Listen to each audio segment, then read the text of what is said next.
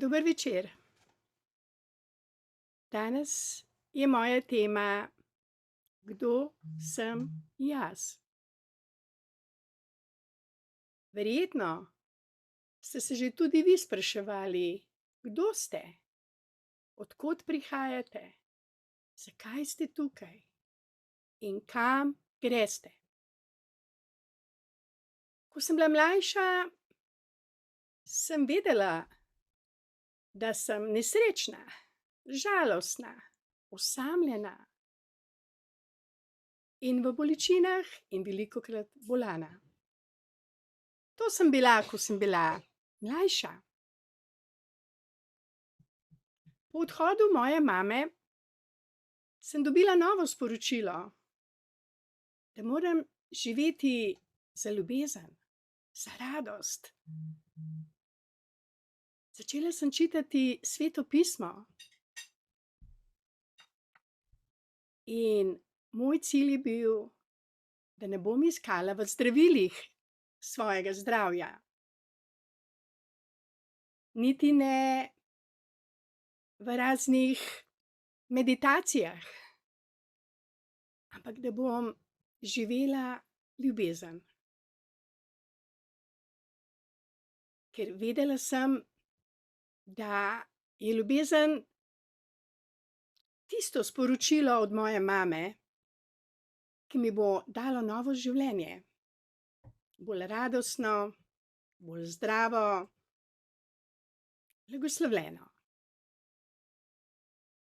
Kdo sem jaz v tem trenutku? V tem trenutku sem otrok ljubezni. Leta 1995 sem celo napisala eno sporočilo, da sem otrok ljubezni in čakam dan, ko bo vsak rekel ljubezni da. Zakaj mi je bilo to pomembno? Ker ko sem hodila po poti ljubezni, sem doživljala velikokrat, da so me ljudje sodili, napačno razumeli, mi veliko hudega naredili. In pomembno mi je bilo, da bojo tudi drugi ljudje spoznali, kdo so in kaj so lahko in kakšno življenje si lahko ustvarijo z novim razmišljanjem, z novimi dejanji, z novo vero. Zakaj bi bili otroci smrti, otroci bolezni, otroci revščine, otroci bolečine? Le zakaj? Če je naša narava življenje, če smo lahko to, kar smo v resnici, da smo lahko ljubezen, da dajemo ljubezen. Gospod Jezus Kristus je svoje učence vprašal, ko je deloval na zemlji, ko je živel na zemlji kot človek, kot Božji sin, če vejo, kdo je on. Nekdo je rekel, ti si Elija, nova inkarnacija Elije. Nekdo je rekel, da je prerok.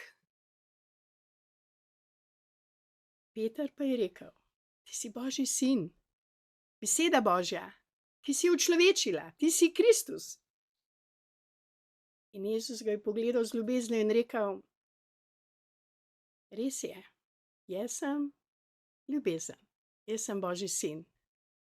In na tvoji skali bom naredil vse novo na zemlji. Premagal bom vse grehe s pomočjo ljudi, ki bodo verjeli, da so otroci ljubezni, da so otroci nove obljube, nove zemlje, novega življenja. In kdorkoli sprejme to resnico,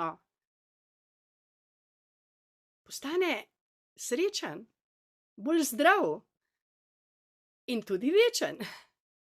To je obljuba. Da če bomo živeli iz drevesa večnega življenja, iz drevesa ljubezni, ki daje življenje, in spreminja greh v svetost, bolezni v zdravje, smrt v življenje, prepire v sprave, potem bo življenje popolnoma drugačno.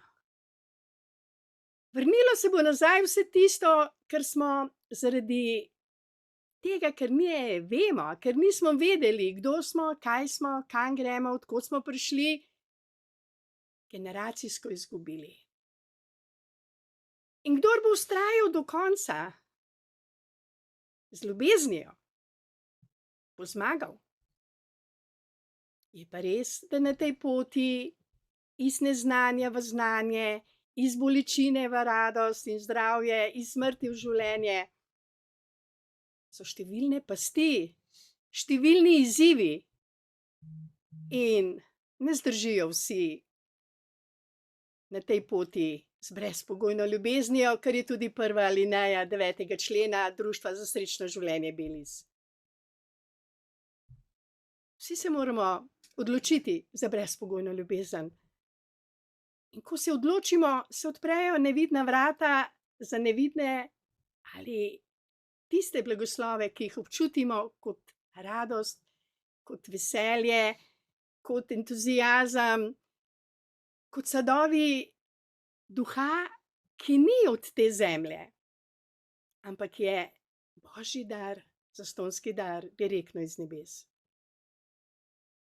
Kdo sem jaz danes tukaj pred vami? Sem otrok ljubezni. To sem.